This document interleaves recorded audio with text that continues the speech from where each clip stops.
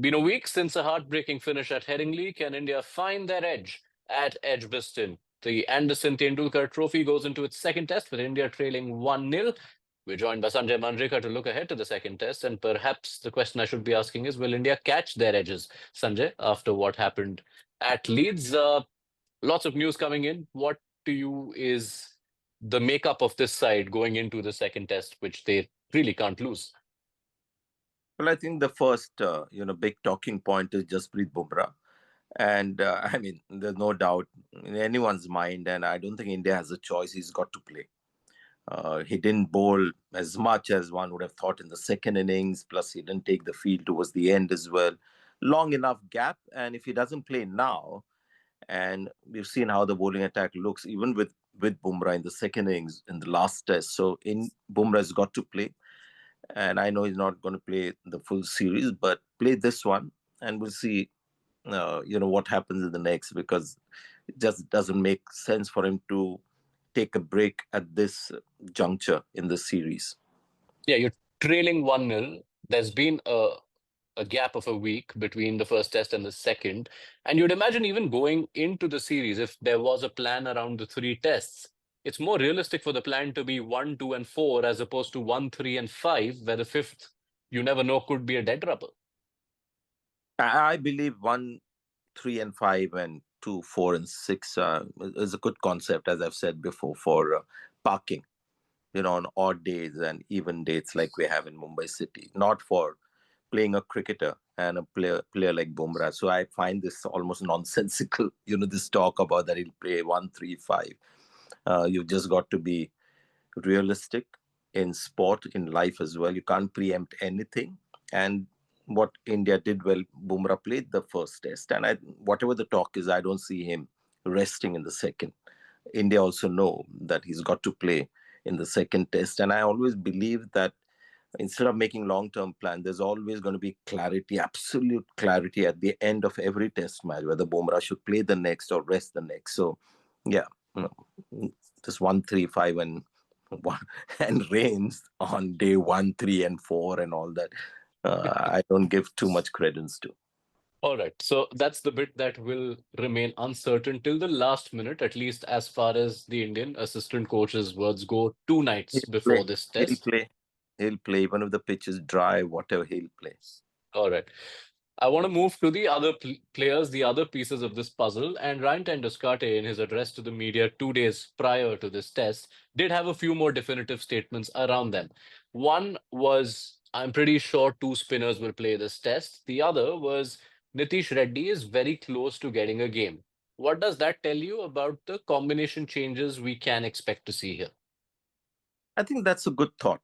Nitish Kumar Reddy for Shardul Thakur makes a lot of sense, because what you saw in Australia with his batting wasn't a flash in the pan, or it wasn't one of those innings that somebody just goes out trying to hit every ball and you get 100. It was a very, very high quality innings. There was a lot of good defensive play involved. There was long time spent at the crease, so it was a batting performance that merits a deeper look, and I'm glad that he's back in contention. So he covers up the Shardul Thakur, the reasoning behind Shardul Thakur's selection. A bit of seam. I think he might end up bowling a little more than he did in Australia. So that is fine. And the talk of the other spinner in this side, if the other spinner plays the one that they're talking about, then it's a confirmation of Gautam Gambhir having a role in that particular selection, because he's tended to go that way, Washi instead of Kuldeep Yadav. Yeah, and that feels like a defining selection move because we know the logic this management is presenting in terms of playing a Jadeja, Reddy, Washington, which lengthens your batting. But we've also seen in Australia how much bowling you actually trust those bowlers with. When you have a Kuldeep Yadav, who many in the world believe is the best test spinner since Shane Warne, but doesn't get a game for India. Yeah, so it's a nice, comforting feeling, and what I call the illusory all-rounders. You just feel nicer having them in the team, and before reality, hits you in the face, and that happened in Australia, and it's unfortunate that people think like that around Kuldeep Yadav, because one of the things that happens is that you don't actually see how a pure bowler, a wicket taker like Kuldeep Yadav, and the kind of advantage he gives a team like India. One, there is Bazball, and Kuldeep Yadav is not an easy bowler for a lot of the English batters to play that kind of cricket against. Plus, when you have an exceptional wicket taker, if he gets you 4 wickets, that's almost like 100 and 150 runs minus of the opposition score. Whereas if you play a bowler who is not a wicket taking bowler, for his batting, that bowler is going to get you 1 or 2 wickets. Plus, he's never going to get you 150 or 120. So it's just a nice, comforting thought to have players like we just mentioned. But cricketing history has, told us or has suggested, and will be the case as well with any pure bowler, that he actually will make a difference on the field. So give us your numbers 7 to 11 for India. Oh dear. So I'm looking at Shardul Thakur as a straight swap. Nitish Kumar Reddy comes in. The batting has a little more muscle to it. And then India will have to go a seamer shot. Because now India have reached a stage where they just have to look at quality bowlers and not worry about conditions as much. And somehow, with the kind of warmth that you have in England, there are some good days for spinners to bowl on. In the last test as well, at day 4 and 5, there was plenty for the spinners to play with. So go with quality, even if those two quality spinners, Jadeja and Kuldeep Yadav, conditions are not ideal. Not play seamers just because you're in a country where seam works. So I would drop a seamer and get Kuldeep Yadav in and Nitish Kumar Reddy in place of Shardul Thakur. Which seamer?